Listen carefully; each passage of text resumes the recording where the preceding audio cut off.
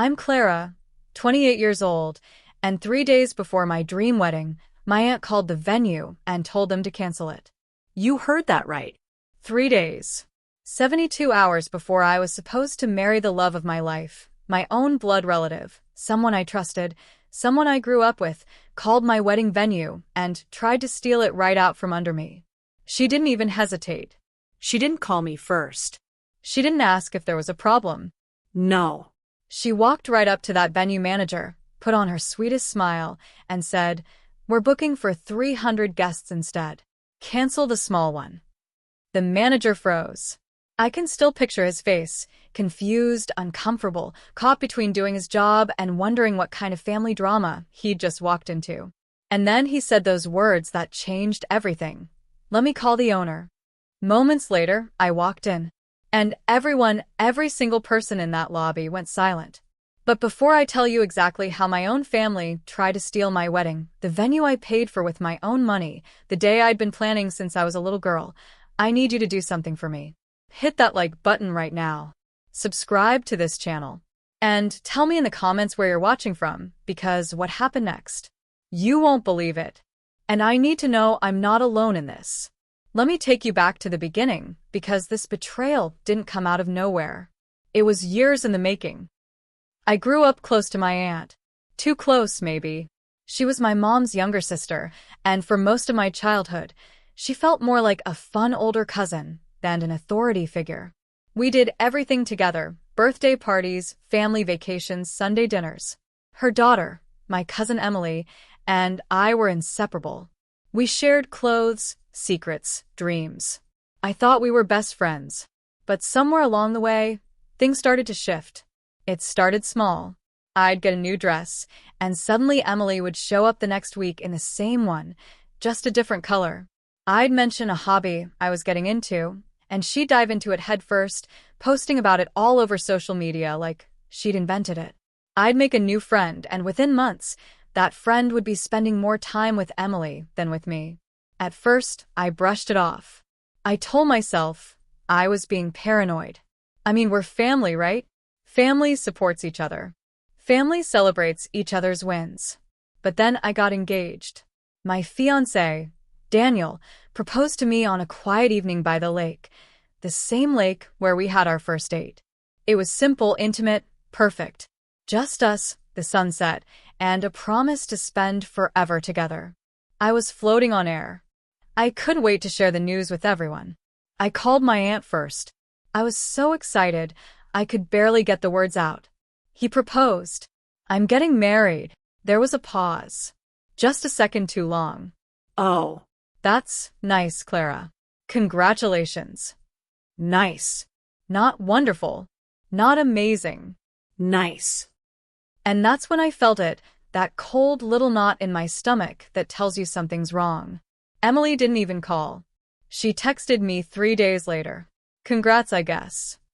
I guess. But I pushed it down. I told myself they were just busy. Life happens. People get caught up in their own stuff. So, I focused on my wedding. And let me tell you, I worked my ass off for this wedding. Daniel and I aren't rich. We don't come from money. Every single dollar that went into this day, we earned ourselves. I picked up extra shifts at work. I skipped lunches. I cut back on everything: new clothes, nights out, little luxuries I used to enjoy. Because this wedding, it mattered. I didn't want something huge and flashy. I just wanted it to be ours. Intimate. Meaningful. 50 people max. Just the ones who truly loved us and supported us. I spent weeks choosing the flowers. I wanted wildflowers, something natural and unpretentious. I found this little vendor who handpicked them from local fields. I picked the music myself, acoustic versions of the songs that meant something to us. And the venue. God, the venue. It was this beautiful old estate by the lake. Stone pathways, ivy-covered walls, huge windows that let in the most gorgeous golden light at sunset. The moment I walked in, I knew. This was it. This was where I wanted to start my forever. I paid the deposit, signed the contract, sent out the save the dates. Everything was perfect. Until 3 days before the wedding, my phone rang. I was at home, going through the seating chart for the 100th time, when the venue manager called. "Hi, Clara. I'm so sorry to bother you, but we just received a very unusual request." My heart dropped. "What kind of request?" "Someone called a few minutes ago claiming to be from your family. They said they needed to cancel your booking." I couldn't breathe. Cancel? Who called? They didn't give a name, but they said there was a change of plans and that the wedding was off. They wanted to book the venue for a different event. A much larger one. I felt like the room was spinning. "I didn't cancel anything. That venue is mine. I paid for it. I have a contract."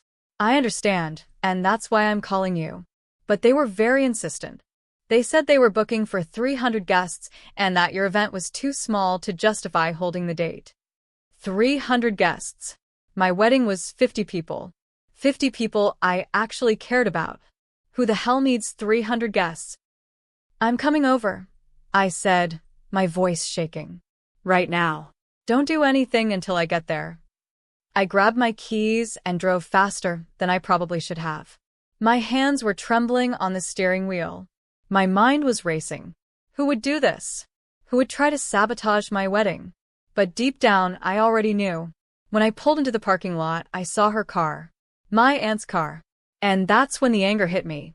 Not sadness. Not confusion. Pure, white-hot rage. I walked into that venue lobby and there she was. My aunt. Standing at the front desk with the manager, talking in that syrupy sweet voice she uses when she wants something. "We'll need the space for the whole weekend," she was saying. "And we'll want the premium package, the one with the outdoor ceremony setup and the reception hall. It's for my daughter's wedding, you see. It's going to be beautiful. Much bigger than the little event you have scheduled." Little event. My wedding. My dream. Reduced to a little event. The manager looked uncomfortable. He kept glancing toward the door, probably hoping I'd show up. And when I did, his face flooded with relief. "Clara," he said. "Thank God you're here." My aunt turned around, and for just a second, just one brief, beautiful second, I saw panic flash across her face. But then she composed herself, smiled, acted like nothing was wrong. "Oh, Clara, sweetheart, you're here. Good. We need to talk." "We need to talk," I repeated, my voice shaking. "You tried to cancel my wedding, and you think we need to talk?" She waved a hand dismissively. "Don't be dramatic. I was just trying to help." "Help? Help how exactly?" "Well," she said, glancing at the manager like he'd back her up, "your wedding is so small. Just 50 people. It seems like a waste of such a beautiful venue, doesn't it? Emily's wedding is going to be much bigger, 300 guests at least. It makes more sense for us to have it here." I stared at her. I actually couldn't believe what I was hearing. "You want to take my venue because your guest list is bigger?" "It's not about taking, Clara. It's about being practical. Families should support each other. And Emily's wedding is going to be such a big deal." "I paid for this venue," I interrupted, my voice rising. "I signed a contract. Months ago. This is my wedding." "Yes, but..." "But what?" "But Emily deserves it more?" "But my wedding doesn't matter because it's smaller?" "What exactly are you trying to say?" The manager cleared his throat. If I may, Clara is correct. She has a signed contract and a paid deposit. The venue is hers for that date." My aunt's smile tightened. "I understand that, but surely you can see that a larger event would be more profitable for you. We're willing to pay extra." I couldn't believe it. She was actually trying to bribe him. "This isn't about money," the manager said carefully. "It's about honoring commitments." And Clara's commitment came first. "Look," my aunt said, her voice getting sharper. "I don't think you understand. This is a family matter. Clara will understand. She's always been reasonable." Reasonable? She wanted me to be reasonable about her stealing my wedding. "No," I said.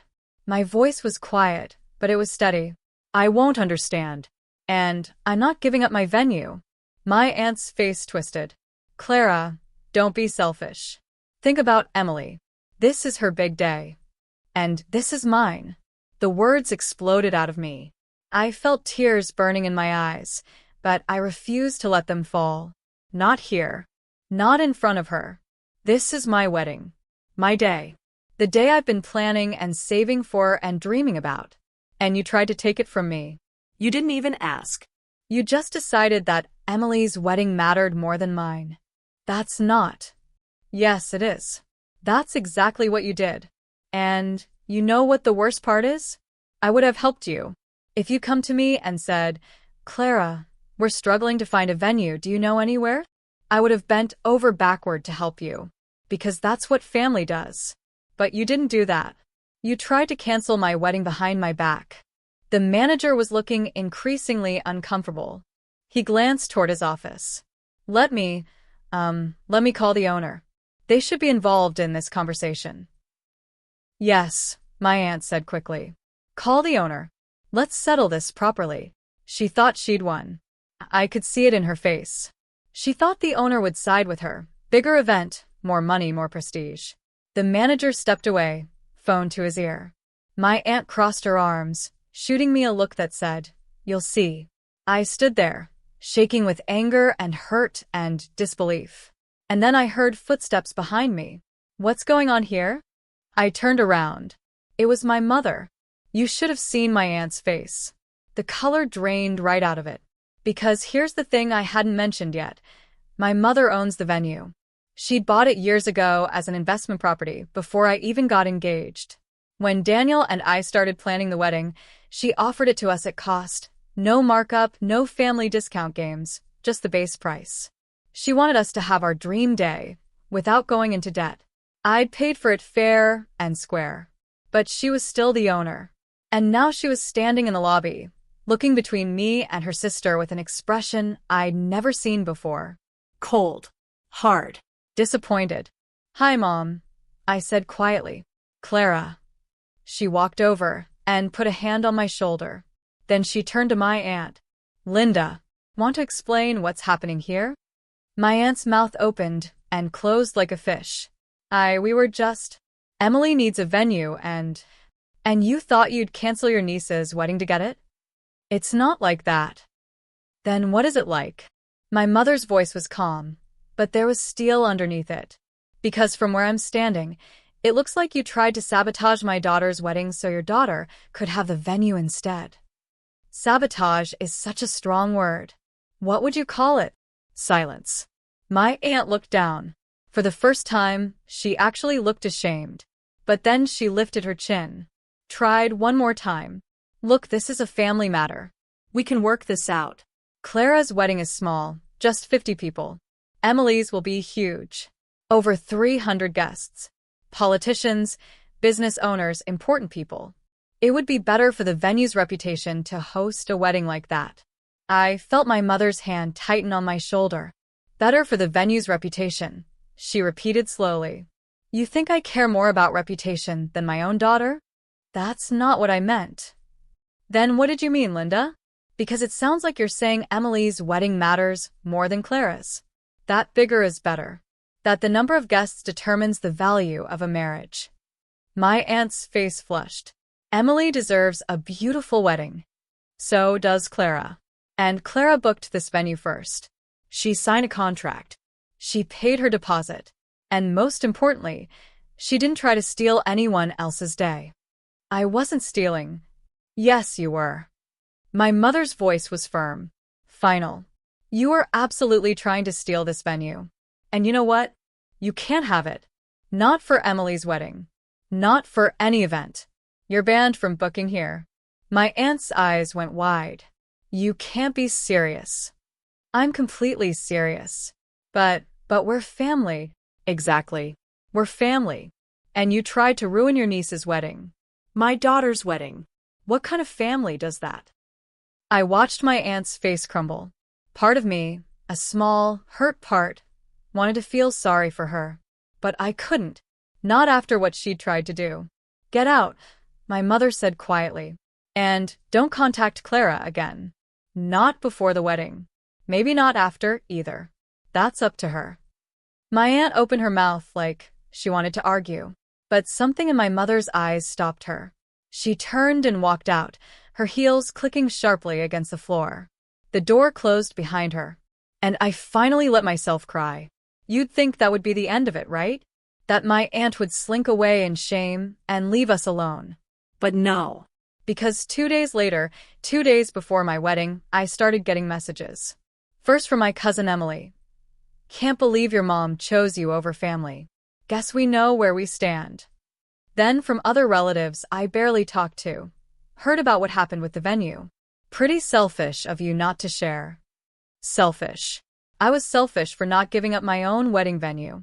And then I saw it. The Facebook post. My aunt had written this long, dramatic story about how her cruel, heartless niece had refused to help her daughter find a wedding venue. How I'd pulled strings with my mother to ban them from booking anywhere decent. How I was tearing the family apart over a minor scheduling conflict. A minor scheduling conflict. She tried to cancel my wedding, and she was calling it a scheduling conflict.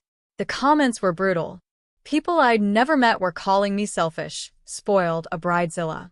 Some of our mutual relatives were commenting things like, family should come first, and I'm so disappointed in Clara.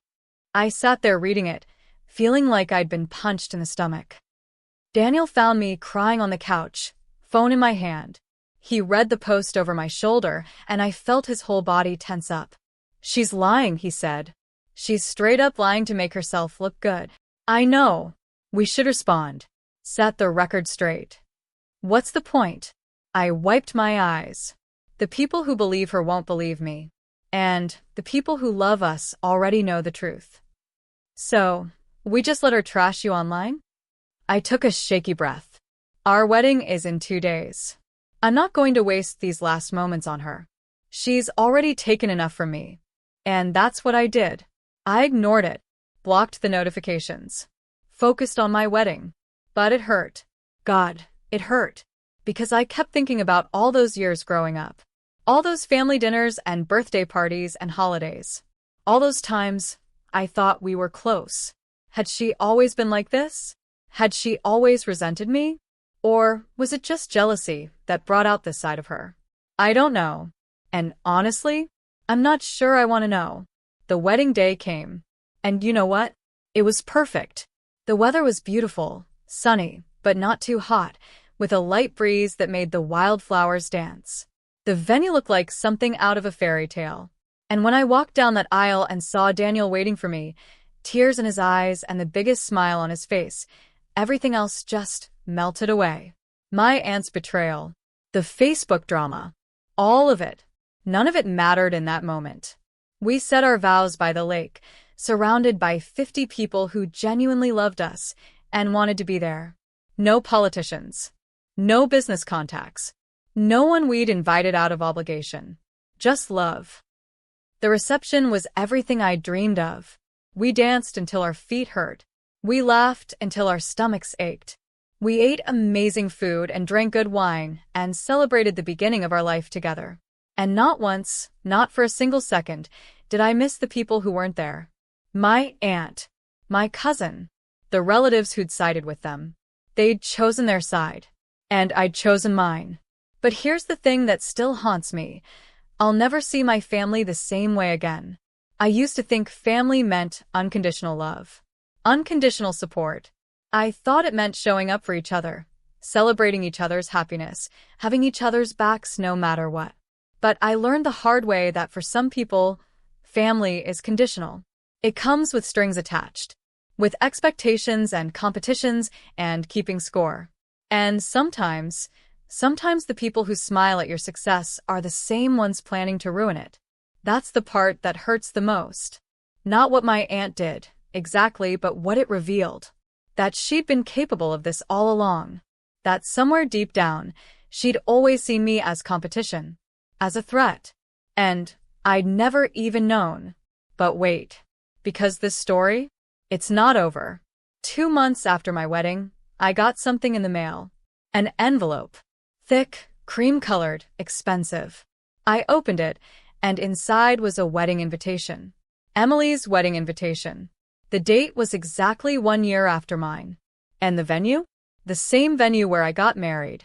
My mother's venue. The one my aunt had been banned from. I stared at it confused. How had they even booked it? My mother had specifically said they couldn't. And then I saw the note tucked inside. Handwritten. In my cousin's looping script. Hope you don't mind sharing the same spot again. Your mom changed her mind. Family is family after all. See you there. Zoxo, Emily. My hands started shaking. I called my mother immediately. Did you unban them? I demanded. Did you let them book the venue?